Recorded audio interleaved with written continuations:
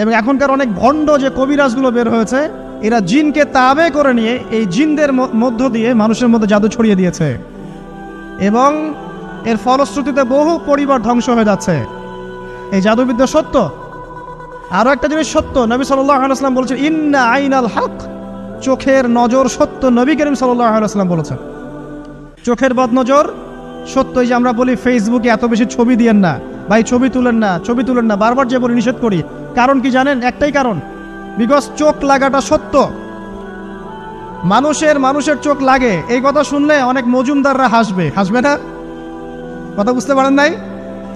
কিন্তু এটা সত্য, কারণ নবী করিম সাল্লাল্লাহু আলাইহি ওয়াসাল্লাম যা বলেছেন, সাদাকাল্লাহু ওয়া সাদাকা রাসূলুহুল কারীম, নবী যা বলেছেন, আল্লাহ যা বলেছেন, চিরায়ত সত্য। এর বাইরে কোনো সত্য আছে?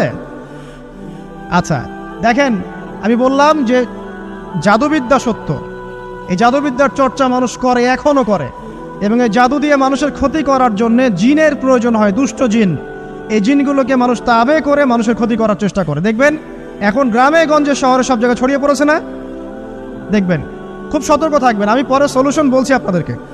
আরেকটা বলেছি, নবী সাল্লাল্লাহু আলাইহি ওয়াসাল্লাম বলেছেন চোখের বদনজর এমন সত্য যে একটা উটকে এই রান্নার ডেকচির মধ্যে ঢুকাই ফেলতে পারে। একটা উট খুব সুন্দর, ভালো, আপনি দেখছেন মাশাআল্লাহ বলেন নাই, নজর লেগেছে, উটটা মারা গেছে, দেন তারপর তাকে জবাই করে খেয়ে ফেলতে হয়েছে।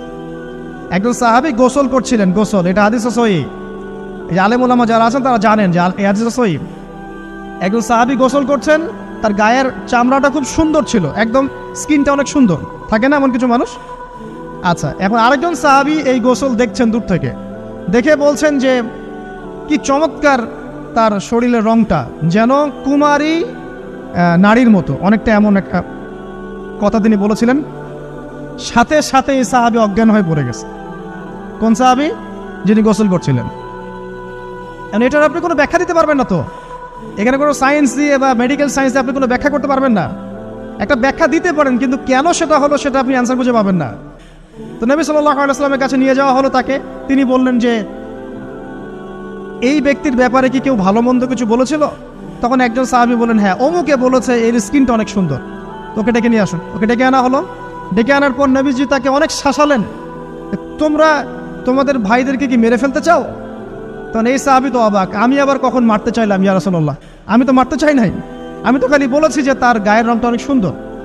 তখন তিনি বললেন, কেন তুমি সুবহানাল্লাহ বললে না, কেন তুমি মাশাআল্লাহ বললে না? যখন মাশাআল্লাহ বলবেন, সুবহানাল্লাহ বলবেন, নজরটা লাগবে না।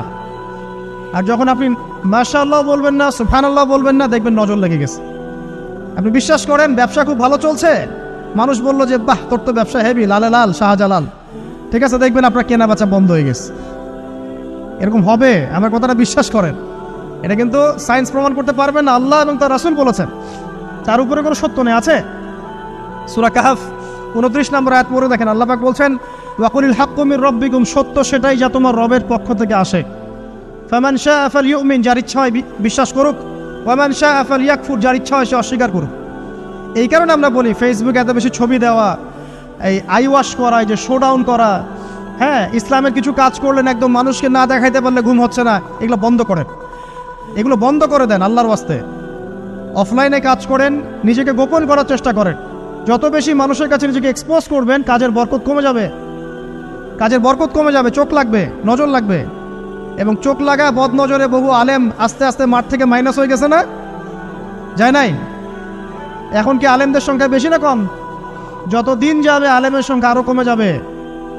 নবীজি বলেছেন আলেমদের সংখ্যা কমতে থাকবে, মানুষ জাহেলদেরকে আলেম বানিয়ে নেবে। তো প্রিয় ভাইরা, জাদুবিদ্যা সত্য, চোখের বদনজর সত্য, রাতের এই অনিষ্টগুলো সত্য, রাতের বেলা অনেক ক্ষতি আছে। এই জন্য নবীজি বলছেন বাচ্চাদেরকে বাইরে বের করো না, এবং তোমরাও রাত যখন গভীর হবে তখন এদিক ওদিক ঘোরাফেরা করো না। দেখবেন রাত যত গভীর হয় আমাদের শহরগুলো তত জীবিত হয়, তাই না? তাই না? রাত যত গভীর হচ্ছে শহর তত জীবিত হয়। চায়ের দোকানে আড্ডা বেশি, ওই সিনেমা দেখছে, টিভি দেখছে, ক্যারাম খেলছে, লুডো খেলছে, ঘুম নাই। ঘুম কখন? ফজরের আগে আগে। ফজরের নামাজ কিন্তু নাই, ফজরের ঠিক আগে আগে, আবার ওই যে জোহরের নামাজের সময় উঠতেছে। এখন আমাকে বলেন, এরকম জেনারেশনকে দিয়ে কি আসলে ইসলামের কোনো খেদমত হবে? আচ্ছা, নবীজি রাতের বেলা আর্লি ঘুমাতেন। আল্লাহ পাক আমাদের সবাইকে তাড়াতাড়ি ঘুমানোর তৌফিক দান করুন। হ্যাঁ, আপনি ইলম চর্চা করলে রাত জেগে থাকতে পারেন, আপনি যদি জ্ঞান চর্চা করেন, রাত জাগতে পারেন। আপনি কোনো গবেষণা করছেন, নামাজ পড়ছেন বা কোরআন হিফজ করছেন, আপনি রাতের আর্লি উঠবেন, এটা আলাদা বিষয়।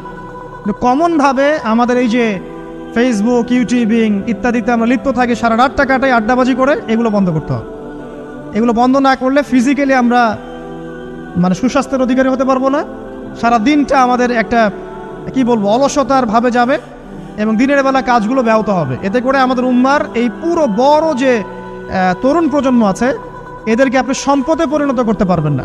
তাই এই সিস্টেমটা চেঞ্জ করা দরকার। নবীজি রাতের বেলা এই সূরা বাকারার শেষে 3টা আয়াত তেলাওয়াত করতেন। আমরা করবো ইনশাআল্লাহ। ইনশাআল্লাহ। আরেকটা আমল বলে দেই, নবী করিম সাল্লাল্লাহু আলাইহি ওয়াসাল্লাম রাতের বেলা সূরা মুলক তেলাওয়াত করতেন। কোন সূরা এটা? কোন সূরা? তাবারাকাল্লাযী বিয়াদিহিল মুলক। কয়টা আয়াত আছে? 30টা আয়াত আছে। নবীজি বলেছেন সাল্লাল্লাহু আলাইহি ওয়াসাল্লাম যে এই সূরা আপনাকে কবরের আযাব থেকে বাঁচাবে ইনশাআল্লাহ। কবরের আযাব থেকে তো ভাই বাঁচা খুব সহজ নাকি? আমাদের মধ্যে এমন কেউ নাই, শোনেন, আমাদের মধ্যে এমন কেউ নাই, আলেম জালেম, মুফতি মুহাদ্দিস, রাজনৈতিক নেতা, পলিটিশিয়ান, বিরোধী দল, জাতি, তারপরে যে সরকার দল, যে আছে না কেন, কবরের শাস্তি ফেস করবেন এমন একটা মানুষ নাই, কেউ নাই পৃথিবীতে। এই যে আপনি দেখছেন ওই যে কি ইসরায়েলের প্রধানমন্ত্রী, ওই রাশিয়ার প্রধানমন্ত্রী, ওই চায়নার সভ্যতা, পশ্চিমা সভ্যতা, এমন কেউ নাই পৃথিবীতে এখন যাকে কবরের শাস্তি ভোগ করতে হবে না। আছে? সবচেয়ে লঘু শাস্তি মানে লঘু চাপ, এটা বলতে গেলে আসলে আমি ভাষা হারায় ফেলি। তারপরে বলছি আল্লাহ পাক আমাদের সবাইকে হেফাজত করুন, আমিন। একজন সাহাবীর নাম সাদ বিন মুয়াজ। কি নাম? নবী করিম সাল্লাল্লাহু আলাইহি ওয়াসাল্লামের সাথে একদম ডান হাত হয়ে যুদ্ধ করেছেন দীর্ঘদিন। বদর তিনি বীর সেনা, উহুদের বীর সেনা, ঠিক আছে। খন্দকের যুদ্ধেও বীর বিক্রমে যুদ্ধ করেছেন। তিনি আনসার সাহাবী, একদম মদিনার নেতা সাহাবী। সব সাহাবী কিন্তু একরকম নন। কেউ ছিলেন নেতৃস্থানীয় সাহাবী, তিনি ছিলেন একজন নেতৃস্থানীয় সাহাবী, ঠিক আছে। সাদ বিন মুয়াজ নবী করিম সাল্লাল্লাহু আলাইহি ওয়াসাল্লাম এত ভালোবাসতেন তাকে, এত ভালোবাসতেন যে তাকে নিজের মনে করতেন যে সাদ বিন মুয়াজ আনসাররা আমার নিজের। চারটাখানি কথা। এই সাহাবীর খন্দকের যুদ্ধে এই যে হাতের এই দিকে, সম্ভবত হাতের এই রগের মধ্যে একটা তীর এসে লাগে এখানে, এবং তীরটা তিনি বের করতে গিয়ে রক্তটা ছিঁড়ে যায়। এরপর ফিনকি দিয়ে রক্ত বের হওয়া শুরু হয়। চিকিৎসা করে করে রক্ত বন্ধ করা যায় নাই, এবং এই রক্তের প্রবাহিত রক্তেই আল্লাহর ইচ্ছায় তিনি শাহাদাত বরণ করেন, তিনি ইন্তেকাল করেন। নবী করিম সাল্লাল্লাহু আলাইহি ওয়াসাল্লাম প্রচণ্ড ব্যথিত হন, মানে মনটা তার খুব নরম হয়ে যায় সাদ বিন মুয়াজ রাদিয়াল্লাহু আনহুর জন্য। তো এই সাহাবীর যখন জানাজার নামাজ পড়ানো হচ্ছে, নবীজি বলছেন 70,000 ফেরেশতা তার নামাজে অংশ নিয়েছে।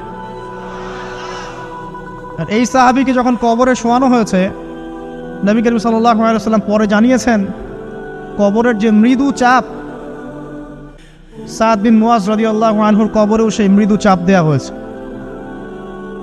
আমি কি বুঝাতে পারলাম ভাই? আমাদের কোনো দাম আছে এখনকার পলিটিশিয়ানদের কোনো দাম আছে? এখনকার সমাজ নেতার কোনো দাম আছে? এখনকার সুদখোরদের কোনো দাম আছে? এই ঘুষখোর দুর্নীতিবাজদের কোনো দাম আছে?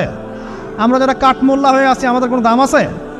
সাদ বিন মুয়াজ রাদিয়াল্লাহু আনহু যদি কবরের শাস্তি তাকে না ছাড়ে, প্রশ্নোত্তর পর্ব তাকে না ছাড়ে, আমরা পার পাবো? নবী করিম সাল্লাল্লাহু আলাইহি ওয়াসাল্লাম বলছেন সূরা মুলক তেলাওয়াত করো রাতের বেলা, ইনশাআল্লাহ সূরা মুলকের তেলাওয়াত কবরের আযাব থেকে তোমাকে বাঁচান। আর আমাদের তো ভাই কবরে সবাই সাথে যাবে না, গার্লফ্রেন্ড যাবে না, বাপ মা ভাই বোন সবাই যাবে না। একজন ব্যক্তি সুদ খাচ্ছে, জিজ্ঞাসা করে দেখেন কেন খায়, বলবে তার সন্তানের জন্য খায়, তার বউয়ের জন্য খায়, তার মা বাবাকে দেখতে হবে তাই খায়, তাই না? একজন ব্যক্তি ঘুষ খায়, বলবে আমার পরিবারের জন্য খাই। একজন দুর্নীতি করছে, পুকুর চুরি করছে, বলবে দুর্নীতি করছে আমার পরিবারের জন্য খাই, পরিবার ভালো থাকবে। সবার একই এক্সকিউজ যে পরিবার যেন ভালো থাকে, আমার সন্তানরা যেন ভালো থাকে, আগামী প্রজন্মের জন্য কিছু রেখে যেতে পারি, তাই না? এরকম একটা মানুষও কি আপনার সাথে কবরে যাবে? আর এই বোকা মানুষ কেন বোঝে না যে আপনার কবরে আপনাকেই যেতে হবে? তাহলে আপনি কি কারণে, অন্যের কারণে নিজের পরকাল নষ্ট করছেন? অন্যের সুখের জন্য আপনি আপনার পরকাল নষ্ট করছেন। সুদ খাচ্ছেন, দিব্যি মায়ের সাথে জেনা করছেন। আপনাদের এলাকায় নাকি সুদের সমস্যা অনেক বেশি। কয়েকটা হাদিস বলে দেই, আমি ওদেরকে আক্রমণ করতে আসি নাই, আমি শুধু তাদের তাদেরকে 3টা হাদিস শোনাতে এসেছে। 1 নম্বর হাদিস শোনেন, আল্লাহর নবী মুহাম্মদ সাল্লাল্লাহু আলাইহি ওয়াসাল্লাম বলেছেন, সুদের পাপের 73টা শাখা আছে। কয়টা? কোন হাদিসে 70টাও আছে, কোন হাদিসে 73টা আছে।